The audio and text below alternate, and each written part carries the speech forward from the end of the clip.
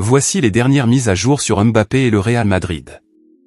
Mais avant de continuer, abonnez-vous à la chaîne et activez la cloche pour recevoir toujours de nouvelles vidéos. Avec une domination indiscutable en Liga, affichant une avance confortable de 6 points sur ses rivaux, le Real Madrid vise désormais à renforcer encore davantage sa position dominante sur la scène du football européen. Et la pièce maîtresse de ce plan ambitieux semble être l'arrivée tant attendue de Kylian Mbappé. Après des années de flirt et de spéculation, les récentes nouvelles concernant le début des négociations entre le club espagnol et les représentants de l'attaquant français nourrissent les espoirs des supporters madrilènes. Avec le contrat de Mbappé au Paris Saint-Germain approchant de sa fin en juillet 2024, le Real Madrid voit cette opportunité comme le moment parfait pour enfin concrétiser cette relation de longue date. Pour le Real Madrid, l'ajout de Mbappé n'est pas seulement une question de renforcement de l'équipe, c'est une affirmation de son ambition continue de rester au sommet du football mondial. Aux côtés de jeunes talents prometteurs comme Jude Bellingham, Vinicius Junior.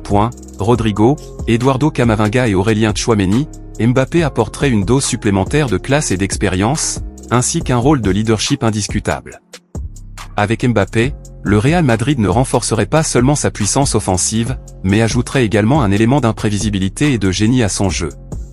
Sa vitesse explosive, sa technique et son instinct de buteur en font une menace constante pour n'importe quelle défense adverse, et sa présence élèverait inévitablement le niveau de toute l'équipe.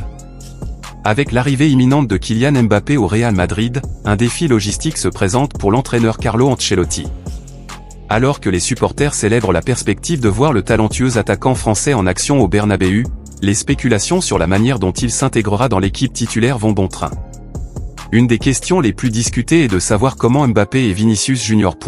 Tous deux préférant jouer à gauche, pourraient coexister dans la même équipe titulaire. Cependant, Ancelotti a démontré sa capacité d'adaptation en travaillant pour ajouter de la variété au style de jeu de l'équipe. Une des propositions envisagées est l'adoption d'une structure à 3 fronts, tirant le meilleur parti du talent disponible.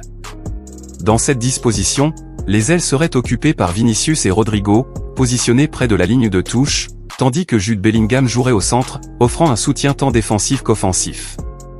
Cette formation permettrait non seulement à Mbappé de trouver de l'espace à n'importe quelle de ses positions, mais fournirait également au Real Madrid une significative polyvalence tactique.